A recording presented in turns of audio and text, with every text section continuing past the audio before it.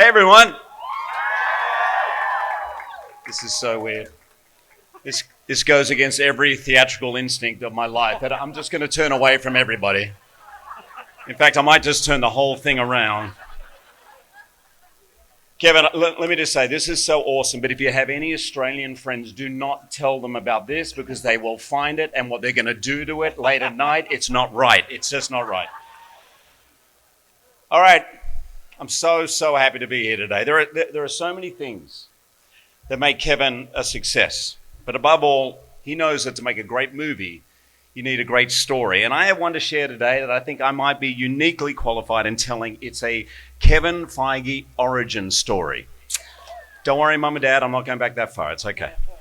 It's an I knew him when story because I first met Kevin 25 years ago on what was for both of us our very first movie. He was the assistant to the producer, Lauren Schuler, who is here today.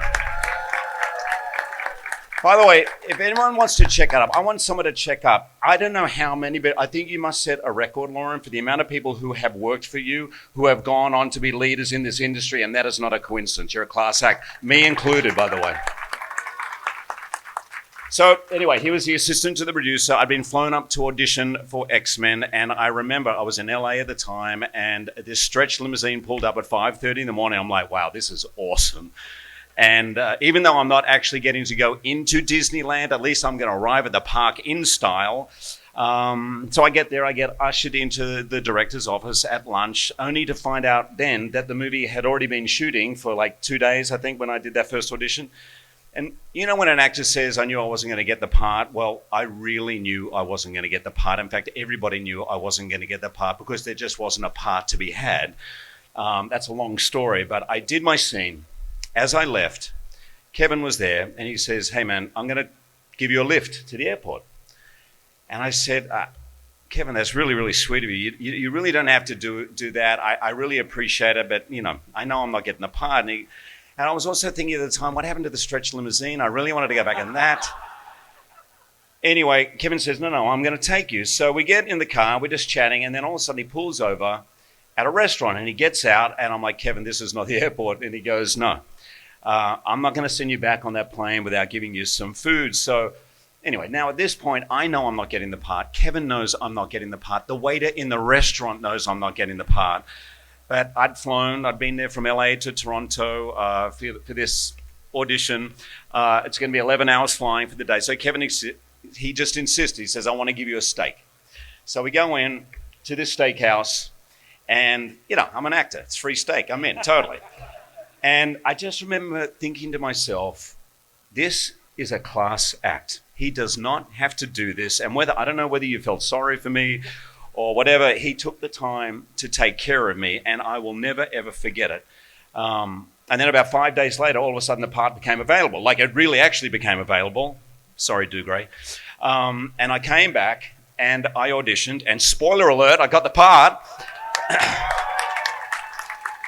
And as we made the film, Kevin actually became a friend. Even way back then, I knew he was kind, he was trustworthy. No matter what, he was going to have my back. And I just figured this guy's never going to make it in showbiz. But I'd never read anything. I'd never read an X-Men comic at the time. When I got the part, he would slip me comic books. We'd hang out in his office. It was wall-to-wall toys. There was so much there, and he's showing me everything. There was no merch because there was no merch on the movie. It was just literally toys from his own collection. And anyway, from those days of a free steak, comic book, toys, here we are. It's 25 years later, and this is kind of a full circle moment. So I was thinking, is there any way I can show my affection for this man today, apart from saying a few words here? And then the idea came to me. So hang on one sec. Kevin, I got you this gift certificate to Mastro's Steakhouse. Oh, wait, this is not just any gift certificate. This is a full $15 gift certificate, valid on Tuesdays between 3 and 3:30. Don't cry. It's okay. And I honestly would go with you, but I'm kind of like a massive movie star now. It wouldn't look good for me, so I just can't. But one other thing, Kev, I really want to say this, and I mean this. Ever since I've known you, you have a gift many, many gifts, but you have a unique and extraordinary talent of making each project feel like it's the most exciting movie in the world.